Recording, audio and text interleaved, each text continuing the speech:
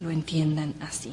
Ojalá comprendan que para modernizar a México habrá que empezar por los maestros y quien los mueve. Ojalá que al presidente le quede claro que la maestra puede ser una aliada, pero habrá que obligarla a actuar y a pactar de otra manera con otros objetivos. Y ojalá que la interlocución del gobierno con el Bester Gordillo en el futuro refleje este imperativo, porque si ella sigue imponiendo los términos de la relación, el presidente no podrá cambiarla en su propio beneficio. Porque si ella sigue obteniendo recursos y puestos y posiciones sin ofrecer reformas educativas a cambio, convertirá a Felipe Calderón en otro presidente que prefiere pagar antes que transformar. Si el gobierno quiere andar deprisa por la ruta que promete y no solo cojear a lo largo de ella, va a tener que empezar a hablar, así como ustedes también, de las reglas del sistema educativo que cambiarán, del terreno nivelado de juego que construirán, para que México sea un país ganador para muchos y no solo para unos cuantos. El gobierno y los líderes de este país tendrán que empezar a erigir un muro de contención frente a los intereses que obstaculizan la creación de un sistema económico y educativo de cancha ancha de juego.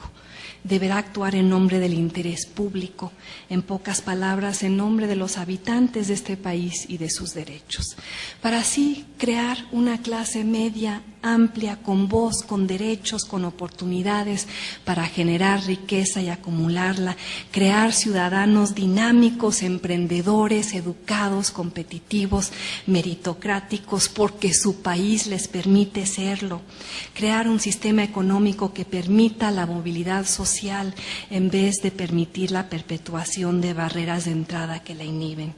Porque si este cambio del que hablo no ocurre en este sexenio, México será, al final de estos 5 años más, seguirá siendo una economía frenada por instituciones que no ha podido remodelar y monopolios que no ha logrado desmantelar y estructuras corporativas que no ha podido democratizar, y seguirá siendo un país gobernado por presidentes que en lugar de modernizarlo se conforman con administrar su inercia.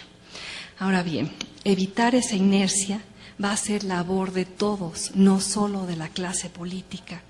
Los buenos gobernantes se construyen a base de buenos ciudadanos y llegó la hora de serlo, porque cada 6 años México se busca un Cid campeador.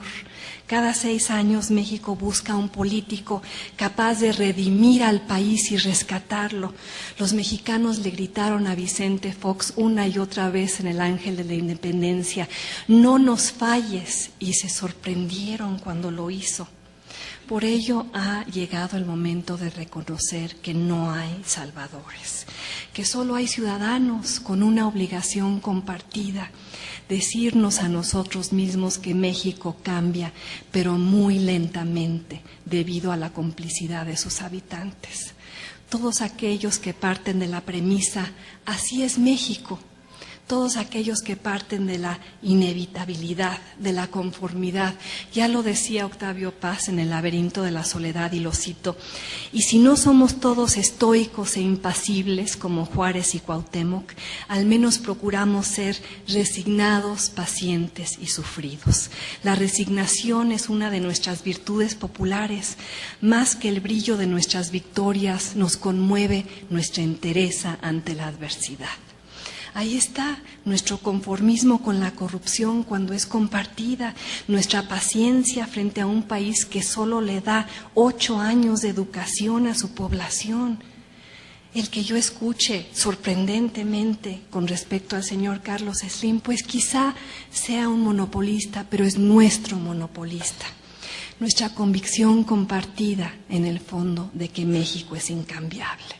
Y el problema es que los ciudadanos conformistas engendran políticos mediocres. Los ciudadanos con bajas expectativas producen gobiernos que los reflejan y sociedades que los transforman en clientes en vez de ciudadanos.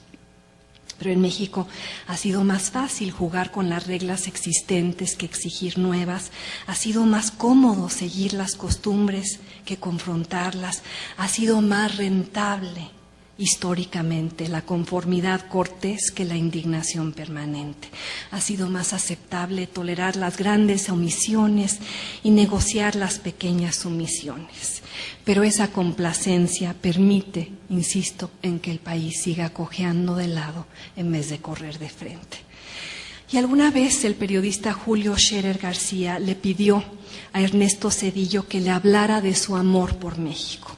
Le sugirió que hablara del arte, de la geografía, de la historia del país, de sus montañas y sus valles y sus volcanes y sus héroes y sus tardes soleadas. El expresidente no supo qué contestar.